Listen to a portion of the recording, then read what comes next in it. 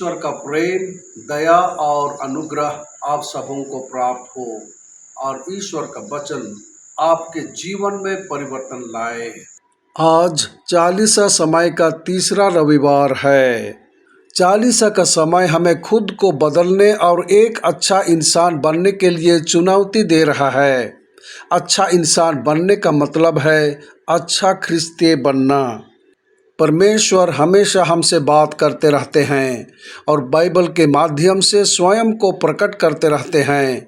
आइए हम परमेश्वर के वचनों को पढ़ें, उनके वचनों को सुनें और इन वचनों को अपने दैनिक जीवन में जीने का प्रयास करें।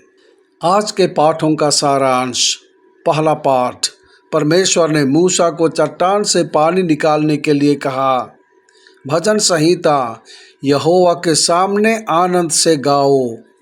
दूसरा पाठ, मसीह हमारे लिए मरा जबकि हम पापी ही थे। सुसमाचार पाठ, यीशु कुएं पर सामरी स्त्री को अपने बारे में बताता है कि वह कौन है। आज का पहला पाठ निर्गमन की किताब से लिया गया है। मरुभूमि में इस्राएल के लोग प्यासे थे और कुड़कुड़ा रहे थे। परमेश्वर ने मूसा को अपनी छड़ी से चट्टान पर मारने की आज्ञा दी ताकि चमत्कारिक रूप से उसमें से पानी निकल आए और वे सब उस पानी को पीकर अपनी प्यास बुझा सके। परमेश्वर ने इस्राएल के लोगों को यह दिखाने के लिए यह चमत्कार किया कि वह सर्वशक्तिमान है और वह इस्राएल जनता का परवाह करता है। इस्राएल के लोगों को उस पर विश्वास करना था और वह उन पर आशीषों की वर्षा करते रहता।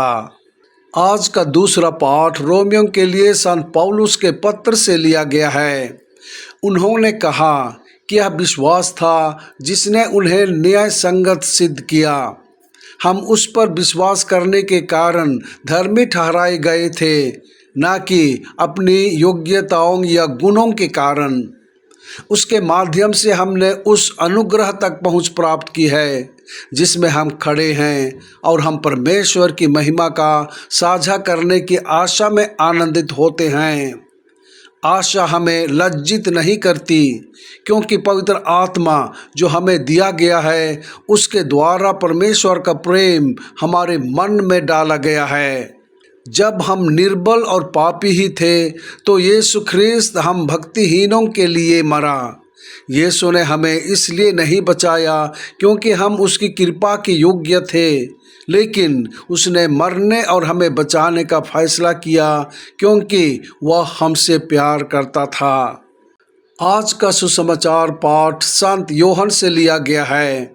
आज का लंबा पाठ हमें सामरी महिला और यीशु के बीच बातचीत के बारे में बताता है। यीशु ने सामरी महिला से कहा कि वह पानी प्रदान कर सकता है जो जीवन देता है।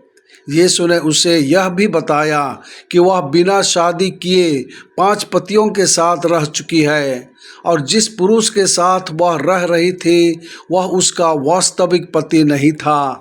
सामरी महिला अंततः यीशु को भविष्यवक्ता के रूप में पहचानने में सक्षम थी।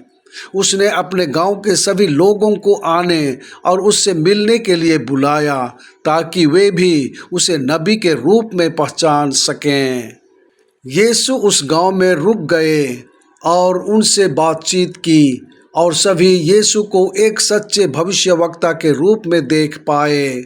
उन्होंने कहा, हम इसलिए विश्वास नहीं करते कि उस स्त्री ने हमसे उसके विषय में कहा, पर इसलिए विश्वास करते हैं कि हमने उसे देखा और सुना है।